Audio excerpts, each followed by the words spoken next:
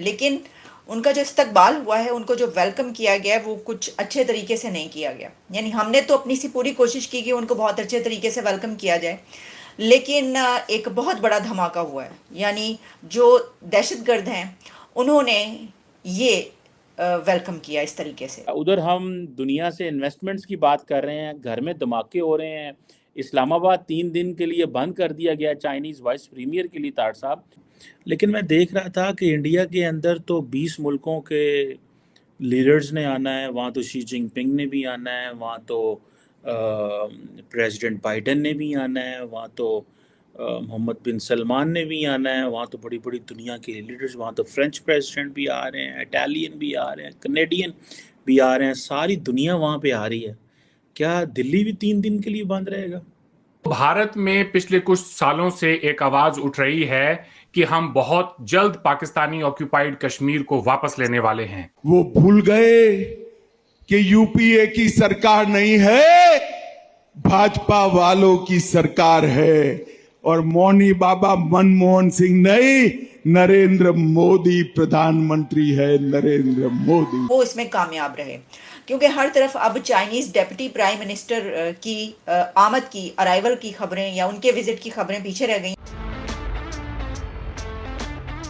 Hello guys, स्वागत है आपका अफेयर गॉसिप्स न्यूज में। तो वीडियो में आगे बढ़ने से पहले हर बार की तरह फिर से एक बेनती है, चैनल को सब्सक्राइब करिएगा और बेल आइकन दबाना मत भूलिएगा। तो दोस्तों, जैसा कि आपको पता ही है, चाइनीज डिप्टी पीएम पाकिस्तान में पहुंच चुके हैं और इनके आने की खुशी में जो पाकिस्तान ने इनका धमाकेदार स्वागत किया है, उसमें 40 लोगों की जान जा चुकी है और 200 के करीब लोग जख्मी बताए जा रहे हैं। अब आप सोचोगे कि ये चाइनीज पीएम आखिर पाकिस्तान में क्या कर रहे हैं, तो ये अपने सीपैक प्रोजेक्ट की 10वीं सेरेमनी के लिए पाकिस्तान में मौजूद हैं और इनके आने की खुशी में पाकिस्तान की जो कैपिटल है इस्लामाबाद, उसे 3 दिन के लिए बंद कर दिया गया है। पर रियलिटी ये है कि पाकिस्तान आखिर डर गया है कि कहीं सुसाइड बॉम्ब इस्लामाबाद में ना हो जाए। तो खैर, देखते हैं इन अपडेट्स पर पाकिस्तानी मीडिया का क्या कहना है। चीमा साहब, मैं इसे सारे को मिला के कुछ आपको सारा कुछ बताता हूँ। खासकर सबसे बड़ी बात तो ये, जो धमाका आपने बाजौट डिस्ट्रिक्ट में JUI के कन्वेंशन में हुआ है, जिसमें 20 लोग जो है मारे जा चुके हैं, 50 जख्मी हैं, उनमें से भी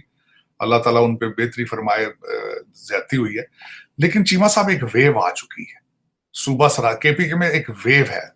पिछले आपने देखा होगा, एक हफ्ते में तकरीबन 3 ब्लास्ट हुए हैं, जिसमें बिलखसूस एक मस्जिद के अंदर, जिसमें अदनान अफरीदी SHO था। मैं समझता हूँ कि अल्लाह ताला उसको जन्नत में जगह दे। उसने बड़ी बहादुरी के साथ वो अंदर घुसा है और फिर वो ब्लास्ट के अंदर, यंग आदमी, very nice handsome looking gentleman. लेकिन इसमें इशारे दुनिया को क्या जा रहे हैं, इशारे क्या जा रहे हैं दुनिया में। दूसरी तरफ आप कहते हैं कि हम एग्रीकल्चर रेवोल्यूशन आएगा, दूसरा कह रहे हैं कि जिस तरह आप कह रहे हैं, रिफाइनरी की बात हो रही है ग्वादर के अंदर, $10 बिलियन की। सऊदी अरेबिया बड़ा इंटरेस्टेड है और बड़ी मैच्योर हो रही है हमारी डीलें।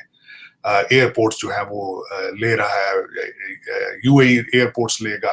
तो वो सारे जो लोग आएंगे, वो किन हालात में आएंगे, कैसे आएंगे। और दूसरा, अफसोस के साथ मैं ये कहूंगा, अफसोस के साथ, कि कुछ लोग इसके ऊपर प्रोपेगेंडा कर रहे हैं कि ये इलेक्शन डिले करने के लिए धमाके कराए जा रहे हैं।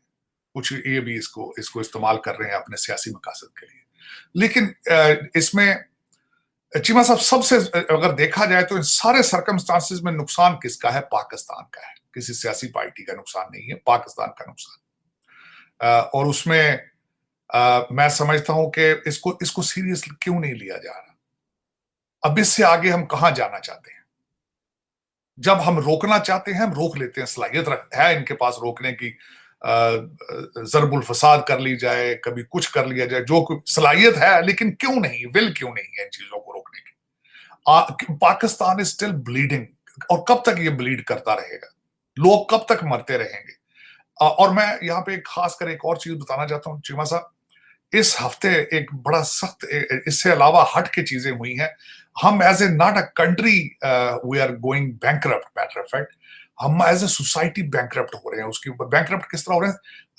हमारी इकदार खत्म होती जा रही है, हमने वैल्यूज खत्म होती जा रही हैं। एक सबसे बड़ी मिसाल जो मैं बताना चाहूंगा, ये दूसरा वाकया है। रिजवाना एक 14 साल की बच्ची है, जो कि एक जज, सिविल जज साहब, पहले भी एक जज साहब के घर में इस तरह का हादसा हुआ था। ये दूसरी दफा हुआ है। रिजवाना एक लड़की है 14 साल की बच्ची, मैं समझता हूं कि उसको जिस तरीके से मारते रहे हैं और उसके सर के अच्छा, फिर मार के उसको एक कमरे में बंद कर दिया जाता था और उसके सर के जख्मों के अंदर कीड़े पड़ चुके हैं, इन्फेक्शन हो चुका है और वो पता नहीं बचती है या नहीं बचती।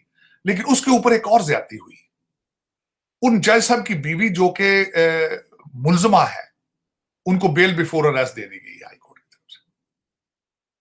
और ये पाकिस्तान के अंदर स्लेवरी, ये जो मैं इसको स्लेवरी कहूंगा, इस स्लेवरी के ऊपर IMF की नजर क्यों नहीं पड़ती है? इस स्लेवरी के ऊपर ह्यूमन राइट्स वालों की नजर क्यों नहीं पड़ती है? इस स्लेवरी के ऊपर अमेरिकन एम्बेसडर की और ब्रिटिश एम्बेसडर की क्यों नजर नहीं पड़ती है? और इसी स्लेवरी के ऊपर हमारा एचिसन से पड़ा, बाहर का पड़ा एक नवाबजादा जो इस वक्त सियासी जज है, उसने सो मोटो एक्शन क्यों नहीं लिया इस पे? वो क्या चाहता है? 1 साल से वो सियासत में बंदा एंगेज है, हर सियासी चीज के अंदर उसने जमानतें दी हैं, सब कुछ किया है। यहां जमीर क्यों खामोश हो जाते हैं? क्या वो किसी की मां नहीं थी? क्या वो इंसान नहीं है रिजवाना 14 साल की? और सबसे बड़ी बात यह है चीमा साहब, ये जो 10,000 रूलिंग एलीट है, इनके हर घर के अंदर 10-10 रिजवाना बैठी, तो उनके लिए क्यों नहीं है? क्या बात? इन्हीं रिजवाना जो बच्ची है इस पाकिस्तान की, इनकी बददुआओं की वजह से आप तरक्की नहीं कर रहे। इन्हीं बददुआओं की वजह से ये जो 10,000 रूलिंग एलीट है, 15,000, जो कि 25 करोड़ लोगों को यरगमाल बना के बैठे हैं, इन्हीं की चीखों और बददुआओं की वजह से बरकत ही खत्म हो चुकी पाकिस्तान में से, बिल्कुल इस वक्त। तो दोस्तों आज की वीडियो में इतना ही, मिलते हैं ऐसे ही किसी नेक्स्ट वीडियो में, तब तक के लिए पीस आउट एंड जय हिंद।